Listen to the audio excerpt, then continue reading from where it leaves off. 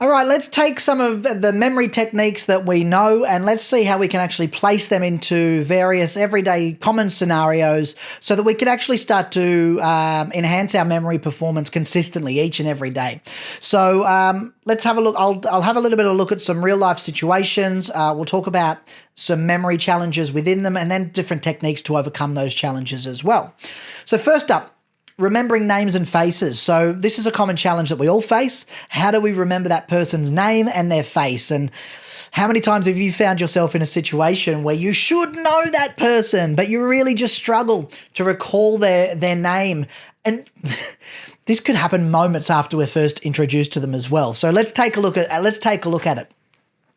First thing is pay attention. The first thing that you can do is pay attention and make associations. Seems simple, but we don't do it. Sometimes we just go on autopilot. So when we meet somebody new, actively focus on their name and make associations with their face or any distinctive features. Like if we meet somebody named Alex and they've got glasses, imagine the letters of their name forming a pair of glasses on their face, right? Anything to get your memory to shoot it out of the ordinary and make it something extraordinary, something memorable. The second technique that you can do is to repeat and use their name. So after you're introduced, repeat their name during the conversation. Integrate their name into the conversation naturally. Hey, nice to meet you, Alex. So Alex, what do you do for a living?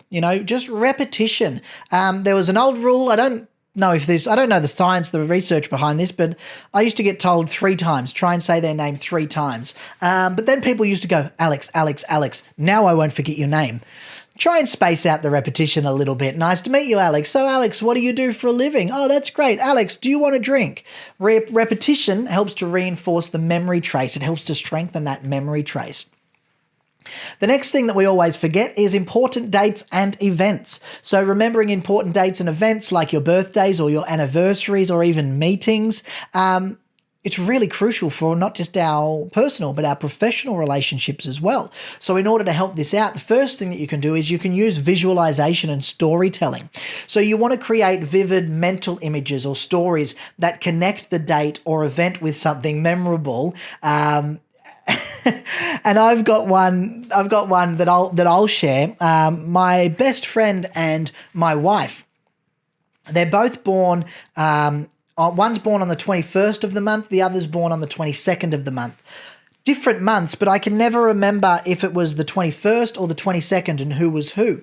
What I eventually realized is that my best friend was on the 21st, my wife was on the 22nd, and I met my best friend first and I met my wife second, right? That was the order that I met them in. So now I don't forget it at all. I know that my best friend is on the 21st because I met him first, and my wife is on the 22nd because I met her second. I met her next.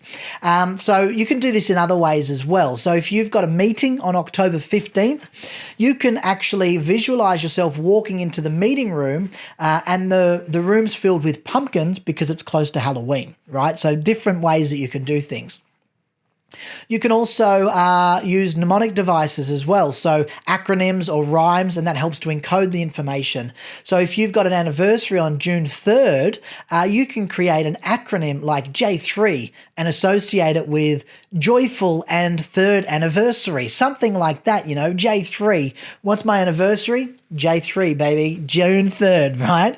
Again, seems silly, but silly works. Why? Because it's novel, it's new, it's something that breaks the monotony of the usual as well. Something else that we can use our memory with, learning and remembering new skills. This is a continuous process throughout our lives, but it could also be challenging, right? Retaining what we learn can be challenging. So the first thing that I always recommend is consistency. Practice, spaced repetition. Regularly review and revisit the material or skill you're learning. Spaced repetition with intervals of increasing the duration between the practice session helps to reinforce that memory consolidation and that retrieval. So ask yourself, how can you implement spaced repetition into what you're doing already? It's pretty much the only way I learn, to be honest. I don't do a lot of really intense learning, but I'm consistently learning and I'm consistently engaging in spaced repetition. I'm consistently walking on this path that I'm putting things in my way that build on the previous lessons of the day before. So it's really about, for me, spaced repetition is about the experiences and the environment that you're creating as well. The second thing that you can do, and this is the absolute best, teach somebody else. The act of teaching what you've learned to somebody else enhances your understanding and your memory of the subject as well. So find a friend or a family member or a colleague who's interested in the topic, or maybe they're not interested at all. My wife does this a lot with me with law-related topics, which is the space that she's in. I don't know what she's talking about most of the time. I'm not a solicitor. I don't understand what she's talking about, but I can listen. I can listen and I can ask questions that make sense to me on the level that I'm interested in. And that's going to force her to dig a little bit deeper and to consolidate her understanding of the topic as well. So teach somebody else. If you can't find somebody who's interested, at least just find somebody who's going to listen to you. And not just listen, but ask questions as well. And I'm always willing and able and happy to do that for people, to be the one that picks out the questions, because even if you don't know something, don't know about a topic, you can still find it interesting.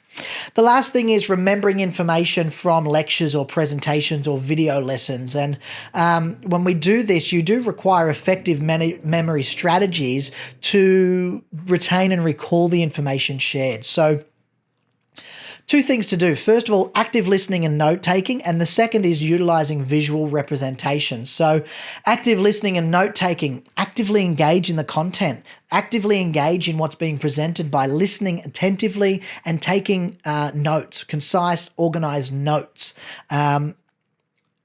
If you don't like writing notes, do it in your head. Writing out things and actually visualizing yourself writing the words is a really great practice as well.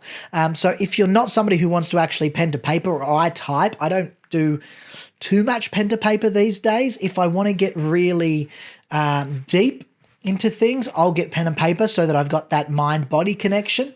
But you can even type things. You just want to be able to take concise, organized notes in your mind or in paper or on paper or on the computer as well. Why? Because it helps us to summarize. It helps us to condense that information to reinforce memory encoding. The second thing is using visual representation. So visualize the information being presented and create mental images or diagrams. So writing out in your mind, visualizing yourself writing the words. But you can take that steps further as well. I actually mentally visualize myself storing the information. So I'll visualize myself writing on a piece of paper. I'll visualize the words as I go. Then I'll visualize myself picking up that piece of paper, putting it in a box. And that box is that container of that knowledge, that schema. And then I actually pick up that box and I put it on a shelf in a big cupboard that's all got little pigeonholes, little square pigeonholes. And that allows me to see where it fits into all of my other knowledge as well. So I'm creating that mental model and I'm associating visuals with the content to enhance my memory encoding. And you know what that does as well? When I need to recall it, I can visually recall it and remember, I stored it in this box over here, and I can go and grab it. And it sounds a little bit silly, it really does sound a little bit silly. Like, what do you mean that's what I need to do? Does that work? It does work, because all we're trying to do is encode it better, consolidate it better, and recall it better. That's all that memory is. And the things that get in the way is us not doing those steps properly as well. So take some time to understand different various contexts that you'll be able to implement your targeted memory techniques into, so that you can enhance each stage of your memory performance consistently as well. And remember, key is always practice and consistency to master these skills, and continuously reflect on your experiences and your progress, and identify areas where you can practice this stuff more in your day-to-day life. Ideally, you're not setting time aside for this. You're just doing it. It's just part of how you do things on your day-to-day life. So go out there, seize every opportunity that you can to put these memory techniques into practice, into real-life situations, and watch as your memory just gets better and better and better. That's all for now. Enjoy. grow that memory, boost that brain, and I'll see you real soon. Bye now.